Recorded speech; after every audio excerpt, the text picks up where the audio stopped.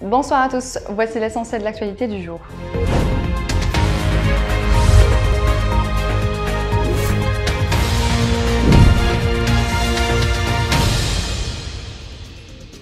Le 6e recensement général de la population et de l'habitat a débuté ce dimanche avec l'utilisation pour la première fois depuis l'indépendance des nouvelles technologies pour fournir des données et des indicateurs socio-économiques d'aide à la décision.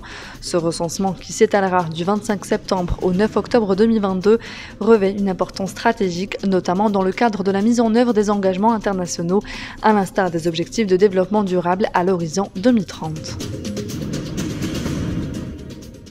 Les travaux de la rencontre gouvernement-Wali, placée sous le thème promotion de l'économie nationale et développement local, ont repris ce dimanche pour la deuxième et dernière journée consécutive par la tenue de 3 ateliers. Le président de la République, Abdelmadjid Tebboune, qui a présidé hier samedi l'ouverture de cette rencontre, avait instruit les Wali de poursuivre la prise en charge des préoccupations du citoyen pour consacrer l'état de justice et de droit, le citoyen étant l'alpha et l'oméga de la République, a-t-il souligné.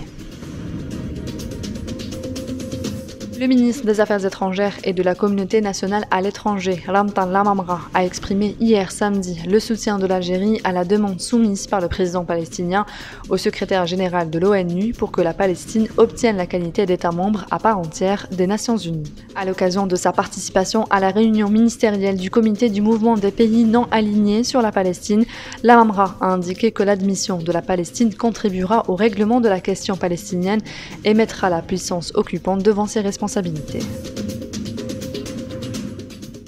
Des pluies orageuses accompagnées localement de chutes de grêle affecteront plusieurs wilayas du pays, indique ce dimanche l'Office national de météorologie. Classé au niveau de vigilance orange, le BMS concerne Tlemcen, Naama, Al-Bayad, Saïda, Sidi Bel Abbès, Tiaret, Tissimsint, Larwat, Djelfa et Médéa, précise la même source, ajoutant que sa validité s'étalera jusqu'à demain lundi. Les wilayas de Msila, Bouera, Bojbouarij, Sétif, Mila et Batna sont également concernés par les pluies, avec des quantités de pluie estimées entre 20 et 40 mm. La Cour d'Alger a confirmé ce dimanche le jugement de première instance prononcé à l'encontre du patron du groupe An-Nahar, Mohamed Moqdem, dit Anis Ahmani, poursuivi dans une affaire de corruption, qui a été condamné à une peine de 10 ans de prison ferme assortie d'une amende d'1 million de dinars.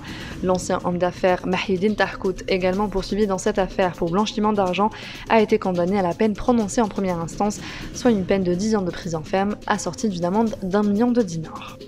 C'est la fin de ce journal, merci de l'avoir suivi. On se retrouve demain à la même heure sur nos réseaux sociaux.